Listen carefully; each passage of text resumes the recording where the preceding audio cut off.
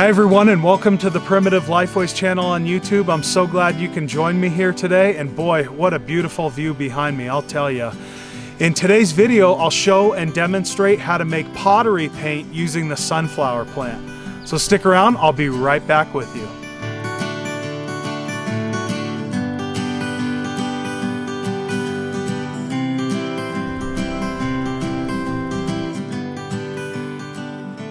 I am heading in to this riparian zone about a mile and a half to gather my sunflowers for pottery paint, but I gotta tell you, I'm not sure if we'll find any.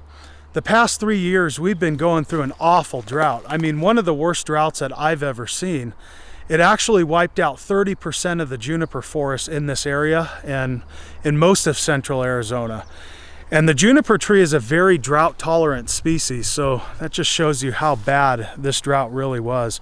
But I'm very thankful because this monsoon season we've been getting a whole lot of rain, and a lot of the rains have been creating flash floods, golf ball size hail, and it has caused some damage. But in this area you can see where this flooding occurred.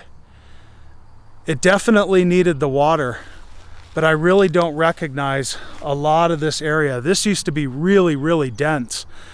Big, tall, old growth trees, younger life, a lot of tall grasses, but you can see that these grasses are now flattened because of the flooding and the hail damage. But like I said, it's not necessarily a bad thing because this drought has been just terrible, and I'm glad we're starting to pull ourselves out of it.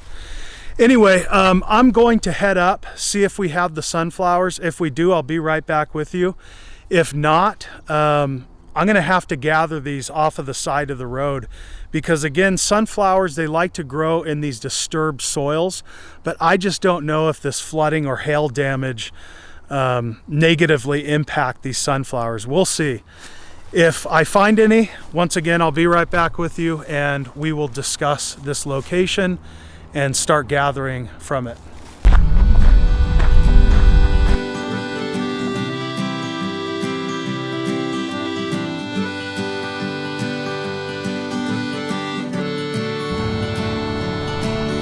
Okay, so just as I expected, where I gather my sunflowers from, you can see we have a large body of water.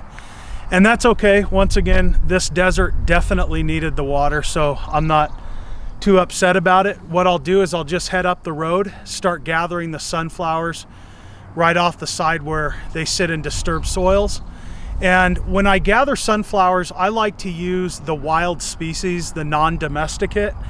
What I find is the non-domesticate or the wild species carries more sap and sugars, and that's what's ultimately making the pottery paint. So I won't film this process. I'll just cut off some sunflower stalks and I'll be right back with you for boiling them down to make a tea. I have all my sunflowers gathered. I have quite a bit. So at this point, I'm going to create a tea out of them. And you can see I have a large stock pot on a single burner. Now right now in Yavapai County, we're under stage 1 fire restrictions, so I can't have open flame or charcoals. I do look forward to the day those get lifted, probably next weekend. We just got out of stage 2, and with the rain, I expect those to lift pretty quick here. But nonetheless, I have to use what's permitted. So I'm just going to take these sunflowers and chop them up very fine and stuff them inside of this pot and then fill the pot with water. So I just cut them very fine, as you can see, and I want to push them down. Now I'm using every part of the sunflower. I use the stalk, the flowers, the leaves, everything. And I want to stuff this once again completely full. These sunflowers are very sticky. You can feel the sugars within, and that's a good thing. So I'll continue on and stuff this thing full right up to the top, and then I'll add water. Some of this dead stuff, just throw it to the side. The one thing you don't want to allow happen is these sunflowers to mold and then make a tea out of it. Here I have the stock pot filled with my contents. I have the sunflower and a lot of water. At this point, I'll put the lid on, let it boil about 1/4 to halfway down. the waiting game begins. I've been boiling this for the past few hours, and as you can see, I have a nice thick tea. This liquid is very hot. So at this point, I'll move on to the next step. I'm going to remove this vegetable material and strain the liquid into this pot here. You can see I have a kitchen strainer that's going to catch some of the smaller pieces of vegetable material, and then the liquid will pour down in.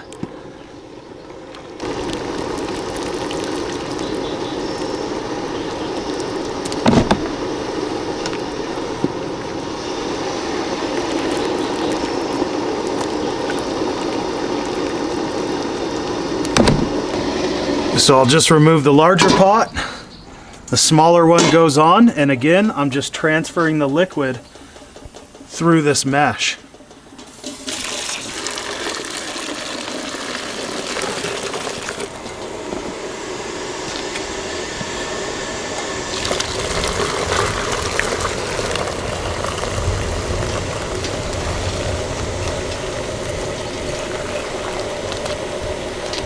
Okay, I'll just let this boil down, and I want to allow it to boil to the point where I have a thick syrup.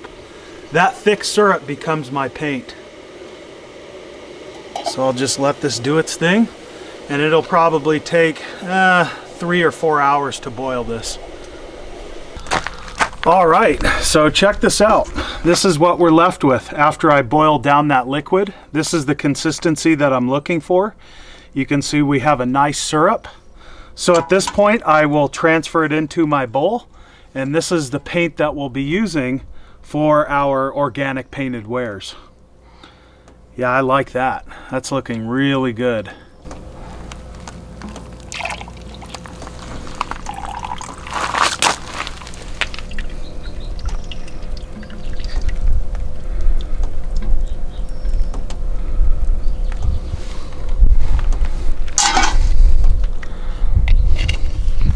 So here's what the paint looks like in the bowl. This is still very hot, so for the next couple days, I'll let this cool down and it'll start to harden up, and it will actually change color. So you can see it has more of a brownish tinge that'll turn dark black. Okay, so I figured I would recap this process and discuss this method a bit further. So once again, we're gathering the wild sunflower species, boiling and rendering it down into a thick syrup. That thick syrup then becomes my primitive pottery paint. I'm then adding a bit of dry clay to the mixture to add as a binder. Now I've got to thank my good friend John Olson, who has been creating prehistoric replicas for over 40 years. He has truly taught me a whole lot about reduction fired pottery and primitive pottery in general. He's truly a master at this art form. So once again, a big thanks to John Olson. So once I'm adding the dry clay to this mixture, I'm painting and decorating the surface of my vessel and firing it in reduction. What ends up happening is the syrup will burn off, but it'll leave a black carbon footprint or a stain on the surface of my vessel. Now that becomes your decorated black on gray or black on white ceramic that prehistoric people such as the Pueblo and Anasazi cultures and the Prescott culture used 850 to 1,000 years ago, once again in prehistory. So I hope you learned something from this video. If you enjoyed it, help us out, click the notification bell, hit the thumbs up button, subscribe to the Primitive Lifeways channel on YouTube, and share this video throughout social media. It really helps us to grow, expand, and reach a wide, diverse audience. Once again, I'm Jeff with PrimitiveLifeways.com. We'll catch you in the next one. Take care.